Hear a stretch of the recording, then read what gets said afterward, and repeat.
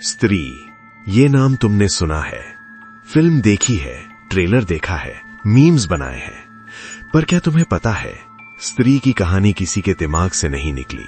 ये कहानी सच है और आज मैं तुम्हें वो सच सुनाने जा रहा हूं जो ना फिल्म मेकर्स ने बताया, ना गूगल पे मिलेगा, ना किसी यूट्यूब वीडियो में मिला होगा। क्योंकि ये कहानी किसी एक जगह की नहीं है, ये कहानी कई जगहों पे हुई है, बार बार, अलग अलग नाम से, अलग अलग चेहरे के साथ।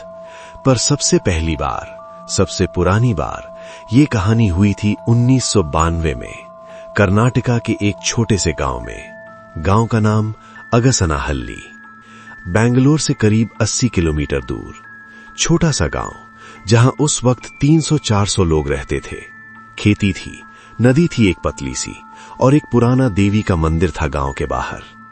इस गांव में एक लड़की थी, नाम था रंगम्मा। उम्र 22 साल, सांवली सी, लंबे बाल, बड़ी बड़ी आंखें, गांव की सबसे खूबसूरत लड़की। पर खूबसूरत होना रंगम्मा के लिए वरदान नहीं था, सजा था। रंगम्मा के पिताजी थे मैया, एक गरीब किसान थे। मां लक्ष्मम्मा बीमार रहती थी, आधी जिंदगी खाटिए पे गुजारी थी। रंगम्मा अकेली बेटी थी, घर का सारा काम करती थी, खेत में भी जाती थी, पानी भी भरती थी, नदी से सुबह 4 बजे। गांव के लोग रंगम्मा को अच्छी नजर से नहीं देखते थे। क्यों?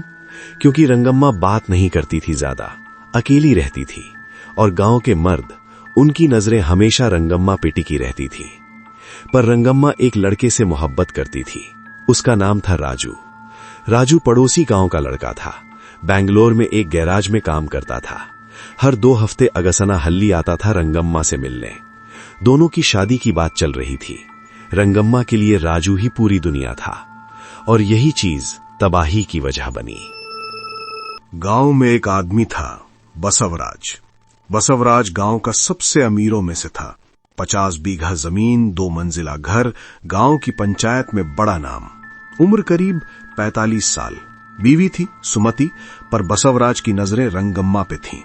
कई बार बसवराज ने थिम्मैया को बोला, अपनी बेटी मुझे दे दे, दूसरी शादी करूंगा, तेरा सारा कर्ज माफ। थिम्मैया ने हर बार मना कर दिया, पर बसवराज वो आदमी नहीं था जो ना सुने। अप्रैल 1992, एक रात राजू बेंगलोर से आया हुआ था। रंगम्मा और राजू मंदिर के पास मिले। रात के 9 बजे थे। गांव में बिजली नहीं थी, सिर्फ चांद की रोशनी थी। बसवराज के आदमियों ने देख लिया। बसवराज को खबर पहुंची, रंगम्मा रात को एक लड़के से मिल रही थी। बसवराज के अंदर वो आग लगी जो पहले से सुलग रही थी। अगला दिन बसवराज ने गांव की पंचायत बुला ली। उसने रंगम्मा पे इल्जाम लगाया, ये लड़की रात को मर्दों से मिलती है, गांव की इज्जत खराब कर रही है, इसका चरित्र सही नहीं। रंगम्मा चिल्लाई, रोई, हाथ जोड़े, बोली, राजू मेरा होने वाला पति है, हमने कुछ गलत नहीं किया। राजू को गांव में आने नहीं दिया गया। बसवराज के आदमियों ने राजू को रास्ते में रोका और मारा। राजू का हाथ टूट गया। वो बेंगलोर लौट गया, डर गया, और रंगम्मा अकेली रह गई। उस रात के बाद गांव में रंगम्मा के बारे में ऐसी ऐसी बातें फैली जो सुन के आत्मा कांप जाए। औरतों ने रंगम्मा से बात करना बंद कर दिया। बच्चे उसे कुलता बोल के चिढ़ाते थे। थिम्मैया ने बेटी का साथ दिया, पर गांव के लोगों ने थिम्मैया को भी अलग कर दिया। रंगम्मा टूट गई, अंदर से पूरी तरह टूट गई। पर असली वाकया अभी बाकी था। जून 1992, बारिश का मौसम। एक रात रंगम्मा नदी से पानी भरने गई, अकेली। रात के 11 बजे वो वापस नहीं आई। सुबह थिम्मैया ने ढूंढा, गांव वालों ने ढूंढा। दोपहर तक नदी के किनारे रंगम्मा की एक चप्पल मिली और उसका घड़ा टूटा हुआ। रंगम्मा नहीं मिली। 3 दिन बाद रंगम्मा की लाश नदी के नीचे एक पत्थरों के बीच फंसी मिली।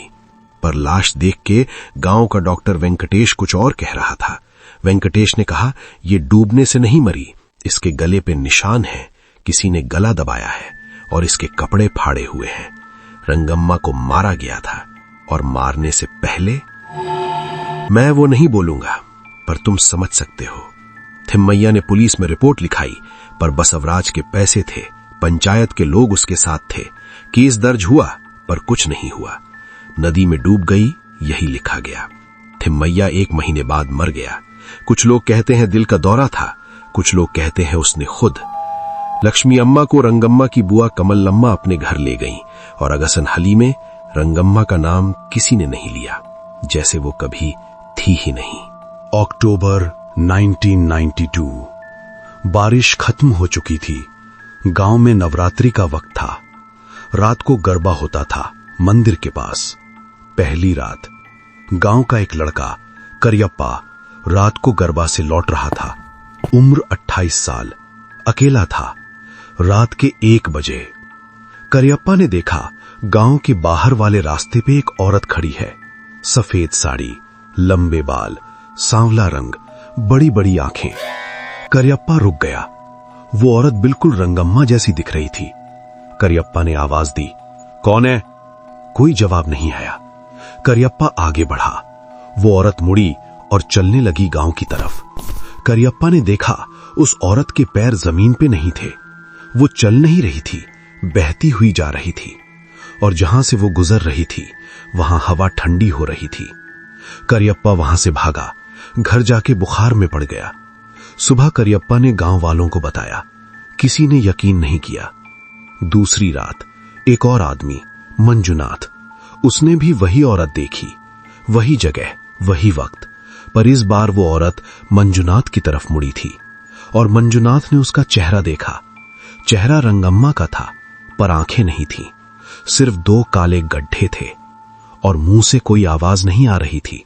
पर मंजुनाथ के दिमाग में एक आवाज गूंजी, तुम सब जानते थे, किसी ने कुछ नहीं किया। मंजुनाथ बेहोश हो गया सड़क पे। सुबह लोगों ने उठाया। तीसरी रात से गांव में डर फैल गया। हर रात वो औरत दिखती थी, पर सिर्फ मर्दों को। औरतों को वो कभी नहीं दिखी, बच्चों को नहीं दिखी। सिर्फ गांव के मर्द जिनकी उम्र 20 से 50 के बीच थी। और हर बार वो मर्द जिसने उसे देखा वो बीमार पड़ जाता। बुखार, बेहोशी, बड़बड़ाना। 1 हफ्ते में 5 मर्द बीमार पड़े। गांव में लोगों ने कहना शुरू किया, रंगम्मा वापस आई है। तब गांव के बूढ़े शंकरप्पा ने कुछ बताया जो सबका खून जमा दे। शंकरप्पा ने कहा, यह स्त्री है। मेरी दादी कहती थी, जब किसी औरत के साथ बहुत बड़ा अन्याय होता है और वो तड़प तड़प के मरती है तो उसकी आत्मा स्त्री बन जाती है। स्त्री किसी एक इंसान से बदला नहीं लेती, वो पूरे गांव से बदला लेती है, हर मर्द से, क्योंकि किसी ने उसे बचाया नहीं। नवरात्रि की 8वीं रात। बसवराज अपने घर में था। दरवाजा बंद, खिड़की बंद। 2 नौकर थे घर में। रात के 2 बजे बसवराज की बीवी सुमति की नींद खुली एक आवाज से। बसवराज बिस्तर पे बैठा था, आंखें खुली थीं, पर वो सो रहा था या किसी और हालत में था। सुमति ने हिलाया, सुनो, क्या हुआ? बसवराज ने सुमति की तरफ देखा और सुमति चीख पड़ी। बसवराज की आंखें वो उसकी आंखें नहीं थीं, बिल्कुल काली, पूरी तरह काली। सफेदी नहीं थी, सिर्फ काला। बसवराज के मुंह से आवाज निकली, पर वो उसकी आवाज नहीं थी, औरत की आवाज थी। तुझे मेरी जिस्म चाहिए थी ना? ले, अब मैं तेरी जिस्म ले रही हूं। बसवराज उठा और सीधा छत की तरफ चलना शुरू किया। सुमति चिल्लाई, नौकर आए। सबने बसवराज को पकड़ा, पर बसवराज में इतनी ताकत आ गई थी कि 4 लोगों से नहीं रुका। बसवराज छत पे गया और वहां छत के किनारे वो औरत खड़ी थी, रंगम्मा, बिना आंखों के, हाथ फैलाए हुए, जैसे बोल रही हो, आजा।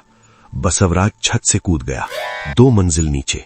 वो जिंदा बचा, पर रीढ़ की हड्डी टूट गई। जिंदगी भर बिस्तर पे पड़ा रहा, हिला नहीं सकता था, बोल नहीं सकता था, पर उसकी आंखें, वो कहते हैं बसवराज की आंखें हमेशा कुछ देखती रहती थीं जो बाकी लोगों को नहीं दिखता था। और कभी कभी रात को बसवराज के कमरे से आवाज आती थी, चुड़ियों की आवाज। गांव वालों ने एक तांत्रिक बुलाया, नाम था सिद्धैया। सिद्धैया ने कहा, ये आत्मा बहुत ताकतवर है, इसे रोक नहीं सकते, सिर्फ एक काम कर सकते हो।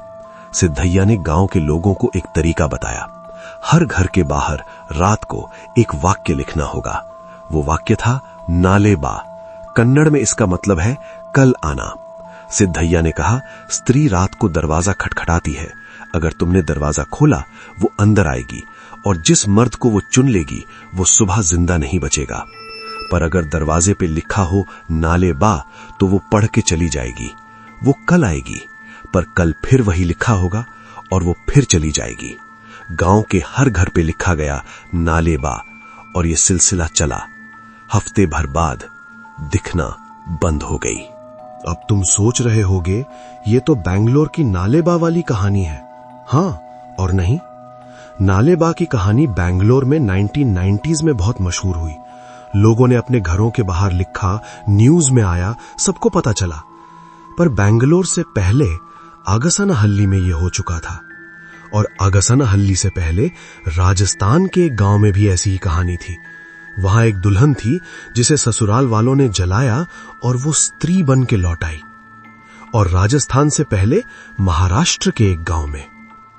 स्त्री एक औरत नहीं है, स्त्री एक श्राप है जो हर उस जगह जन्म लेता है जहां एक औरत के साथ अन्याय होता है और कोई आवाज नहीं उठाता।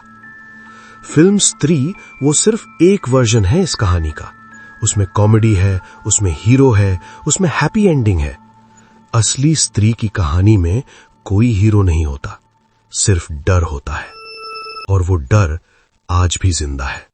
रंगम्मा की लाश कभी नहीं मिली दोबारा। जब गांव वालों ने नदी से निकाली थी तब एक बार मिली।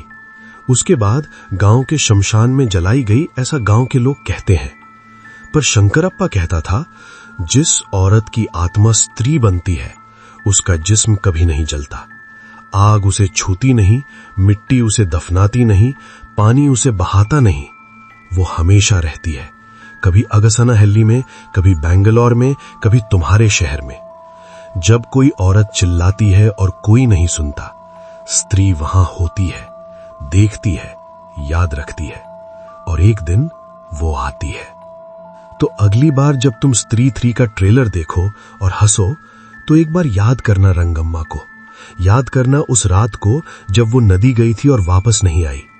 याद करना कि हर स्त्री किसी रंगम्मा की कहानी है।